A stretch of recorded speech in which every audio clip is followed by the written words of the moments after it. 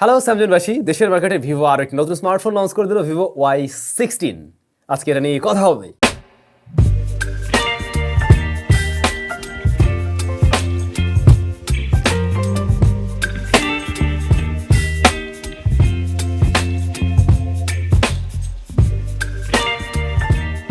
Vivo Y16 এর বক্সে কি কি ছিল অলরেডি দেখে নিয়েছেন। এবার আমরা একটু স্মার্টফোনটা সম্বন্ধে জানবো। এই ফোনটা আমাদের কাছে জাস্ট এই দুদিন আগে আসলো, তো আজকের ভিডিওতে একটা ফার্স্ট ইমপ্রেশনই থাকবে। জাস্ট ফোনটা একবার দেখুন। আসলে এইটা লুকস মানে একদম এক কথায় সুপার।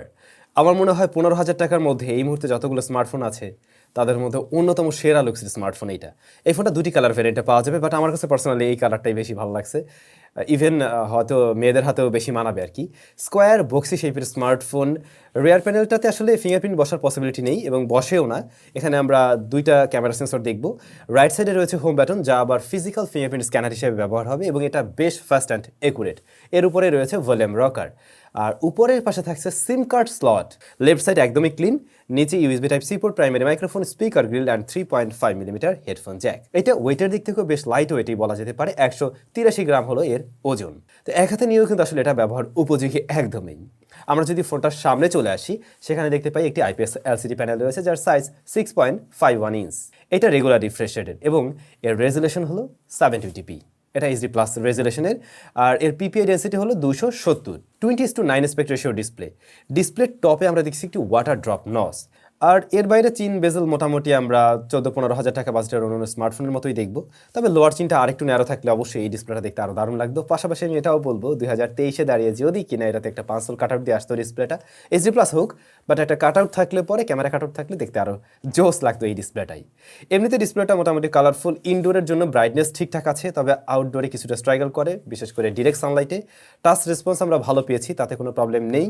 তবে যে বিষয়গুলো বললাম এগুলোতে একটু নজর রাখলেই হতো। বাট এই ডিসপ্লেকে কী দিয়ে প্রোটেকশন করা হয়েছে সে ব্যাপারে কোনো অফিসিয়াল তথ্য আমার কাছে নেই। একটি গ্লাস প্রোটেক্টর আপনি মাস্ট ব্যবহার করতে পারেন। ভিভো Y16 রান করছে ফান্টাস OS 12 বেসড অন অ্যান্ড্রয়েড 12-এ। এটার মাঝে প্রসেসর হিসেবে রয়েছে মিডিয়াটেক হেলিও P35, আর এটা মার্কেটে পাওয়া যাবে 464GB ভ্যারিয়েন্টে। এই প্রসেসরটা এটা আসলে মূলত বলা যেতে পারে এন্ট্রি লেভেল বাজেটের একটি প্রসেসরই, এবং এইটার থেকে পারফরমেন্সটা কিন্তু আমরা সেরকমটাই পেয়ে আসছি। রেগুলার কাজবাজ ঠিকঠাকভাবে হ্যান্ডেল করতে পারলেও যদি এখানে আপনি ভারী কাজ করতে চান, তখন আসলে আরেকটু পাওয়ারফুল কিছু চাইবে স্মার্টফোন। যদি অ্যাট এ টাইম আপনি অনেকগুলো অ্যাপ্লিকেশন মানে ভারী অ্যাপ্লিকেশন অনেকগুলো নিয়ে কাজ না করেন, তাহলে কোনো প্যারায় পড়বেন না। বাট অ্যাট এ টাইম অনেকগুলো কাজ করতে গেলে তখন মনে হবে হ্যাঁ, আরেকটু পাওয়ারফুল মেশিন হলে সুবিধাই হতো। তবে আমার সাজেশন থাকবে এই ডিভাইসের সাথে আপনার আরও একটি ভালো মেমোরি কার্ড ব্যবহার করুন এবং ওইখানে আপনি আপনার যে কোনো কিছু স্টোর করুন। যদিও আজকের ভিডিওটা এক প্রকার ফার্স্ট ইমপ্রেশনে ছিল, তারপরেও আমরা আসলে কয়েকটা গেমটা একটু প্লে করে দেখছিলাম। যেমন একেবারে বেসিক যে গেমগুলো রয়েছে সময় কাটানোর মতো, সে ধরনের গেমগুলো এটাতে কিন্তু প্লে করতে পারবেন। যেমন ধরুন ফ্রুট নিনজা হতে পারে, টেম্পল রান হতে পারে, এই সমস্ত গেম বেশ ভালোভাবেই চলে। আবার ফ্রি ফায়ারও আমরা রান করে দেখছিলাম। হ্যাঁ, ফ্রি ফায়ারটাও এটা দিয়ে খেলা যাবে, তবে একদম সুপার স্মুথ রেজাল্ট কিন্তু পাচ্ছেন না। যেহেতু এই ফোনটার দাম 15,999 টাকা, মানে 16,000 টাকায়, ভিভো আমার মনে হয় আরেকটু বেটার প্রসেসর দিয়ে যদি এটা নিয়ে আসতো, তাহলে যারা একটু টুকটাক গেমিংও করেন তাদেরকেও খুব সহজেই টার্গেট করা যেত। ওকে, এবারে আমরা আসছি এর ক্যামেরা সেকশনে। রিয়ারের মেইন শুটার হলো 13 মেগাপিক্সেলের, সাথে 2 মেগাপিক্সেলের একটি ম্যাক্রো শুটার রয়েছে, আর ফ্রন্ট ফেসিং ক্যামেরাটা 5 মেগাপিক্সেল। এইটা আমার মনে হয় 8 হওয়া উচিত ছিল। তো রিয়ারের মেইন শুটারে আমরা ডেলাইটে কয়েকটা ছবি তুলছিলাম, ছবির স্যাম্পল রয়েছে। আপনাদের কাছে কেমন লাগছে ডেলাইটের ছবিগুলো অবশ্যই কিন্তু কমেন্ট করে জানাবেন।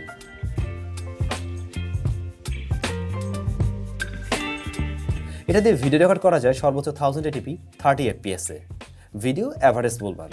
দেখতে সুন্দর এই ফোনকে পাওয়ার দেওয়ার জন্য রয়েছে 5000 mAh এর ব্যাটারি, এবং বক্সে আপনি পাবেন 10 ওয়াটের চার্জার। 5000 mAh এর ব্যাটারি দিয়ে এই ফোনটা অনায়াসে একদিন প্লাস সময় ব্যবহার করা যায়, এবং আমাদের স্টুডিওতে আসার পরে আমরা জাস্ট একবার চার্জ করে কিন্তু ব্যবহার করছিলাম। 2 দিন অলমোস্ট চলে গেছে, কারণ ওইভাবে হেভি প্রেশার দিয়ে আসলে আমরা ব্যবহার করিনি।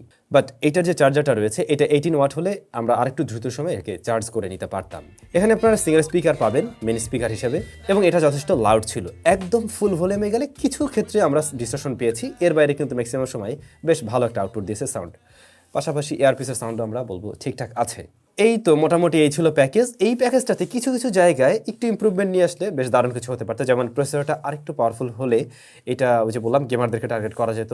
দেন এইটার ডিসপ্লেটার লুকসটাতে একটু পরিবর্তন আনা যেত, আর চার্জারটা একটু বড় থাকা উচিত ছিল। এগুলো আমার পার্সোনাল ওপিনিয়ন। যখন কিনা আপনি 16,000 টাকা এই ফোনটা কিনবেন, আপনারা অবশ্যই কমেন্ট করে জানাবেন আপনাদের কাছে এই ডিভাইসটা কেমন লাগছে। তারপরও যারা স্টাইলিশ একটা ফোন খুঁজেন তাদের কাছে হয়তো ভালো লেগে যেতে পারে। কেমন লাগলো কমেন্ট করে জানাতে ভুলবেন না। সবাই অনেক বেশি ভালো থাকবেন, অনেক বেশি ভালো।